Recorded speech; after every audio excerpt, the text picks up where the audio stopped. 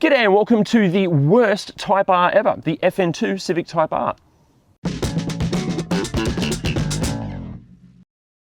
Now, we'll get to why these are apparently the worst Type R model ever, but look, chances are, if you've clicked on this video, you already know that this is the most, say, performance-focused of all of the 8th generation Civic hatch family. Although, technically, it's the 3rd generation of the Civic Type R hatch family. And also, to their fans, thanks to the fabulous K20 engine and a whole bunch of other performance enhancements, these are apparently hugely underrated. But in saying that, apparently they really dropped the ball versus some of its more celebrated predecessors. Now, we'll get to how they dropped the ball in a little bit in the video, and look, also not technically another negative, but if you're looking at buying one of these because of, precision Japanese engineering, it's important to know that these weren't made in Japan.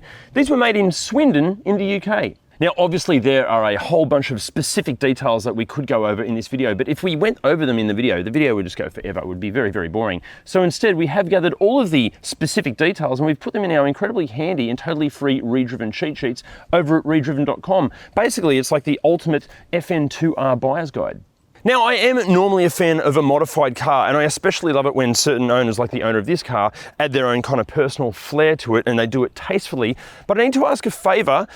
Can some of you please stop ruining these with stupid body kits and dumb giant wheels? For me, like the entire, Type R aesthetic should be about the fact that it just hints that these things are special. Like to those that aren't car people, they just see like a really attractive looking little hatchback. But for those in the know, they know this is truly something special. Adding like wings and giant ostentatious wheels to it just ruins that. It's suddenly not cool and funky anymore. It's just ugly and garish. Now, back to my original point of these being apparently the worst Type R model out there, that is being a little bit harsh, but there is no denying that this is the least celebrated of all of the Type Rs.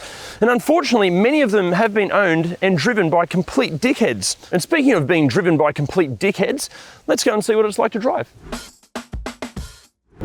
Even though everyone's obsessed with acceleration and performance times, and all the videos of these things on YouTube currently are of them flying around some race circuit or hammering down some deserted mountain pass at 10 tenths, in reality, this is the majority of driving that these things do, through the suburbs, in traffic. And while the Civic Type R, it's not as fast as some of the competition, where it excels above a lot of the competition is in the things that you do every day, which is just steering and changing gears and using the brakes and cornering. So let's start with the steering. It's incredibly special. It feels special to the hand immediately. It almost feels like you're massaging the direction of the front wheels with your hands directly. There's a direct connection between these and those. Okay, next up, the pedals. First of all, it feels like the spring ratio between all 3 pedals is perfectly matched. Like they're a team, they're all working together. And even the placement of them, this isn't like an everyday driving thing, but if you do want to heel toe, the actual position of them, perfect, so easy to do, love it. But then that brings us to the shifter, which now I've driven these before and they're normally like rifle bolt and just super addictive to use. You just want to change gears, not because you need to, but just because it's enjoyable to. But in this particular one, it's just it's not bad, it's just a little bit looser than what I'd like. It does have, over 120,000 Ks on it, so maybe it just needs, a bit of love and care and attention, but yeah, it's not a letdown. It's just when the steering and the pedals are so bloody good, you just instantly notice that, changing gears isn't quite up to scratch.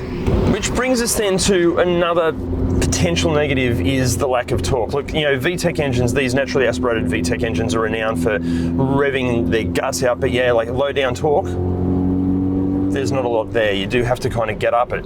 But in its defense, the Foo Fighters do sound their best when they're being played really bloody loud. It's when the band sounds alive, and it's kind of the same with these engines. They work fine at low volumes, but when you really get up it and give it the beans, that's when they come alive. But when you can give it the beans,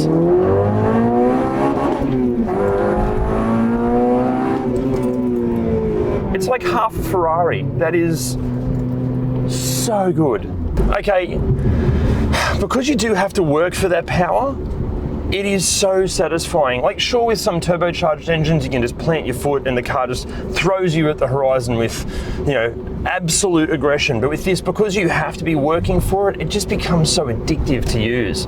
Look, basically what I'm trying to get at is that because all of the control surfaces are just so lovely to use, again, it's just engaging to drive all the time. And then when you have to work for the performance, it just makes it so satisfying. Also, actually, one thing that's really surprised me is how well this rides. Like, I was expecting it to be really harsh and crashy because the other Type Rs of this generation that I've driven have been on coilovers or maybe not the best suspension and they kind of bounce all over the place. But this, the owners actually retrofitted the original struts and it rides really well. It's still firm, like it is a performance car, but it's not harsh or crashy. I almost argue that I'd be going the standard shocks with some slightly lower springs over coilovers. Oh, also, besides how good the engine sounds, the other nice surprise is the lack of rattles and squeaks in here. I thought this thing would sound like, you know, a maraca being shaken at full velocity, but actually, you know, there are a couple of little rattles and weird noises here. That's to be expected for the age and the kilometres of the car, but nowhere near as bad as I thought. Now, some people complain about the vision out the back being really bad and even the blind spots. Look, personally, I haven't really had a problem with it. Like, obviously there's a, you know,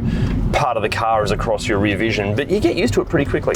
So look, overall, after all of these years and, you know, over 120,000 kilometers, this thing is still so enjoyable to drive. The one big negative is that lack of torque, because it means you've got to rev the thing out to really go anywhere kind of quickly, and that is, let's be honest, pretty antisocial. This is like the perfect example of a car that you don't need to go fast to have fun in.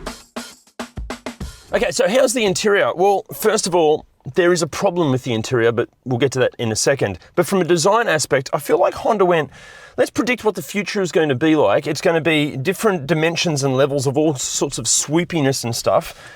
And look, you know, I don't know if they got it right, but personally, I love it. I think the interior looks so cool. It kind of wraps around you. Bloody good. Now, the problem but. Basically, you just sit too high. These Recaro style seats are super comfortable, really supportive, but just they sit too high. And Ford Focus RS is guilty of the same thing. I don't know why these companies, they go out to make a driver-focused performance car and then make you sit like on it rather than in it. I'm sure there are like lowering kits. I don't know how legal that is in your particular market, but yeah, I just wish the seat was this much lower. Now, in terms of wear and tear, first of all, this is this owner's everyday driver. It's got well over 120,000 Ks on it. Wear and tear, excellent. Like, even kind of this suede Alcantara kind of vibe still feels really good. The bolsters on the seats, they haven't gone squishy at all. There's a tiny bit of paint missing off the driver's side window switch, but not bad. Even the steering wheel, like, you know, it could do with a bit of a restoration job there, but it actually feels really nice. Wear and tear overall, bloody good. Now, look, I should mention, even though this particular car's interior is in excellent condition, unfortunately, plenty of these aren't. A lot of these cars do get really abused. So be on the lookout for any holes in the dash, for like any stupid boost gauges or anything like that, or just bad modifications. Look, yes, all these plastics and stuff, it should wear really well, but there are some pretty nasty ones out there, unfortunately. But in terms of practicality, up front, pretty good for a car this size. Yes, it has door bins and it will hold a ReDriven bottle holder perfectly. There's a spot really well suited to your phone here. Not specifically for a phone, but it will fit there. Excellent size glove box there.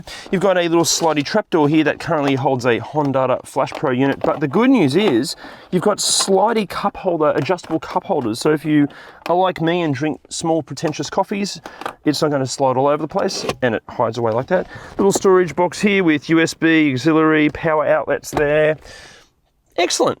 Excellent up front for practicality for what this car is. Now, being a 3-door hatch or a 3-door performance car, you would assume that this thing is a nightmare to get into the back seat. But oh, you were wrong, because it's this easy. Open the door, good start.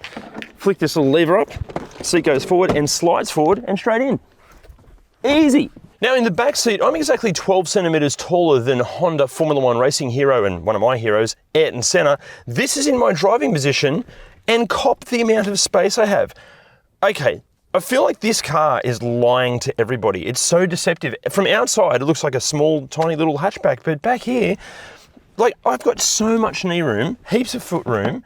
I can't get over how much space is back here. This is comfortable. Like, even in terms of headroom, like, from outside, it looks like a swoopy little sporty hatchback, but headroom, like, Can't get over it. Can't get over it. It's amazing. Now, in terms of wear and tear, this owner has a couple of kids. They do spend a bit of time back here. You'd never know. Interior-wise, or sorry, wear and tear-wise for the back seat, excellent. All the fabrics here, great.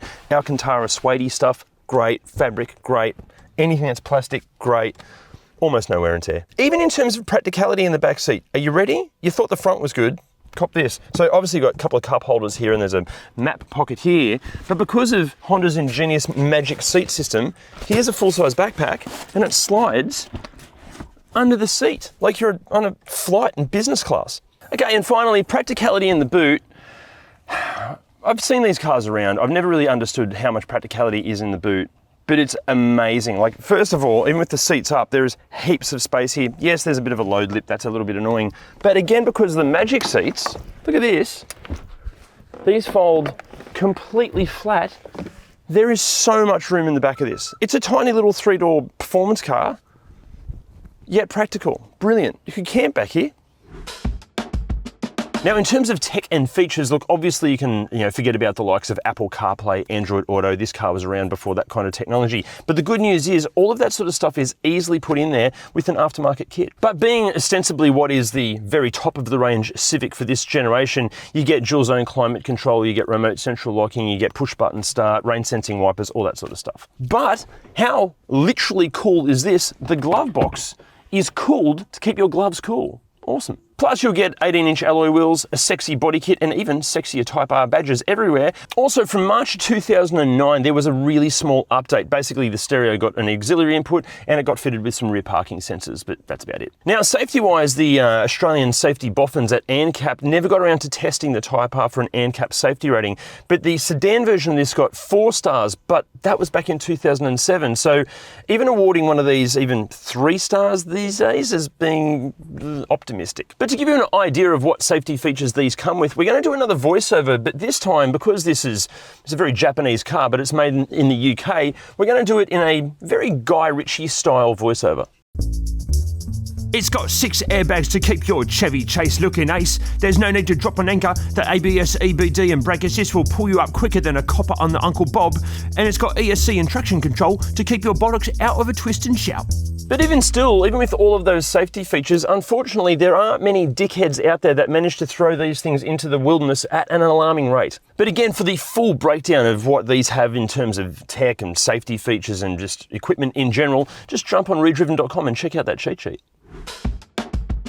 Now, before we get into what goes wrong with these, remember when I mentioned that many claim that these things really drop the ball in a couple of areas? Well, here's what I mean, and bear with me because I've just got to get a little bit technical for a second. First of all, this generation of Civic Type R gained a few kilos over its predecessor, yet the engine didn't get any more power. And secondly, Honda ditched their much acclaimed and celebrated independent rear suspension setup for, heaven forbid, an apparently inferior torsion beam rear end. But here's the thing, some other cars that have torsion beam rear ends, the iconic Peugeot 205 GTI, the critically acclaimed Ford Fiesta ST, and the multiple Nürburgring front-wheel drive lap record holder, the Renault Megane RS Trophy R. So look, I'm sorry, but if you're the sort of person that complains that the FN2R's suspension just isn't up to your standards, stop being a wanker. If you can't make this thing handle, it's not the car's fault, you're a shit driver. Okay, so what goes wrong with these? Starting with the exterior, there are quite a few reports and complaints that the paint is really soft, especially around the door handles. It can mark really, really easily, like bruise, like a precious little peach. Also, speaking of the door handles, there are a few sporadic reports that the door handle itself can just come off. Next up, and moving forward slightly, these mirrors can have a few issues with the motors inside them, either playing up. Sometimes they glitch out, completely fail, but the good news is it's a pretty easy fix. Also, because these are a performance car, like any used car, there are a whole bunch of specific things that you definitely need to check out before buying one, and it can be confusing, hence why we've made the ultimate used car buyer's guide. The link for that video is up here somewhere and also down in the description. Guys, please watch that before you buy any used car, especially a performance car, because it could save you thousands. Okay, problems inside. Look, there are plenty of reports of really, really rattly interiors in these, and especially around the door area when the windows are like halfway down. Also, there are some reports of like creaking and kind of grinding sounds coming from the front quarter panels. That's generally just due to dirt and dust and wilderness kind of getting caught between the quarter panel and the subframe. Also, these tweeter housings, they have a habit of just falling off, leaving the tweeter to kind of just hang there with its own cord and wire, but it's pretty easily fixed with some glue. Now, before we get into mechanically what can go wrong with these things, we just have to say a massive thank you to all of the FN2 and Type R owners groups and everybody that has helped us with researching this video. Honestly, without you guys helping us, we couldn't make these videos. Also, speaking of making these videos, honestly guys, the only way that we can keep making these videos is with your support. So the easiest way of supporting us is simply by hitting the like, subscribe and bell buttons down there, sharing our content with all of your friends, and maybe even popping over to ReDriven.com and buying some merch. That would be a massive help. Okay, so mechanically, what goes wrong with this model of Civic Type R? Look, I'd love to tell you, but I can't because I'm not a qualified mechanic. But you know who is? Jim. The K20 engine in these is widely considered as being very reliable, and they're a popular choice for motorsport applications too, because when built right and tuned properly, they are capable of huge and reliable horsepower. In road-going form as a daily driver, a well-serviced example will give you very few problems. You might see a few oil leaks or the occasional VTEC solenoid complication, but there's no one big serious problem that causes catastrophic failures. In high mileage versions, and also ones that have been poorly serviced, you might see some oil consumption issues, and in some cases some timing chain rattles and maybe the odd valve train complication. It's good to know that the K-Series engine has been fitted to a bunch of different Hondas for years now, so the parts of these things are fairly readily available and fairly affordable too. There are some sporadic reports of transmission complications, but when you look into them, it seems like most of those have fairly questionable operator mechanical sympathy. The vast majority of them have very few issues. Because they are a popular tuner car, a lot of them do get modified, and unfortunately a lot of them end up slammed on shitty coilovers with really dodgy cold air intakes, so it's best to find one that's been unmolested if you can, which is easier said than done. And if it does have some modifications, just look into it and make sure those mods have been done right. Now remember back in the day when you could pick these things up for like under $10,000? Not anymore, because currently here in Australia pricing starts at $10,000 and tops out at around 40. Something like our test car here, a 2011 model with over 100,000 Ks on it, but in really good condition, around about 25 grand, maybe 24 on a good day. But I have a question for you, and it's a slightly controversial one. For the round about the same price as these are asking, actually even slightly less than what these are asking, you can buy a Kia Proceed GT, which has a turbocharged engine. It's a newer car, more tech, all that sort of stuff. Which do you buy? A Type R or a Kia? Let us know in the comments. But buying a Civic Type R is one thing. What do they cost to own and operate? Honda claims a fuel consumption figure of 9.3 litres per 100 Ks, which we doubt, if you have a Soul or any kind of Pulse, you'll ever see. But the good news is, even if you do have a slightly heavy right foot, like the owner of this car, you're going to be seeing figures of around about 11.8. And after all of that, should you buy one? Look, we so want to say yes, and we are going to say yes, but it does come with a condition. We'd be avoiding any that are modified unless the modifications are of the highest possible quality and have been clearly professionally installed. Do not even think about buying a Type R that's lacking a service or a maintenance history unless you are happy to buy one as a project car, and avoid any that are showing any signs of abuse. And finally, guys, if you do buy one, can you please do us all, like the world, a favour and don't drive it like a dickhead? And please don't modify it so it looks like it's fresh off the set of the Fast and the Furious, because you'll just ruin it. If you want to drive one of these things fast, just please take it to the track. And if you are going to modify it, do it like this, because covering it in wings and giant wheels and big stereos, you think you're cool, but you're not. We all think you look like a wanker. So, would you buy one? Or would you buy something else? And if you were going to buy something else, what would you buy? Let us know in the comments below. See you next week. Now look, obviously there are a whole bunch of us here. Now look, obviously there are, fuck me, here we go, one of those days. Excellent, but I need to ask a favour. Some of you are, and secondly, Honda ditched their much celebrated and critically acclaimed independent rear suspension setup. Independent, I'm suddenly from New Zealand. Here we go. But to give you an overview, Jesus, Morris. But to give you something of an overview, what's the wildlife in here? You know, basically a very Japanese car, but it's made in the UK. We're going to do another, sorry, I f***ed it up again. But to give you an overview. And I am done. Don't put that in the bloopers.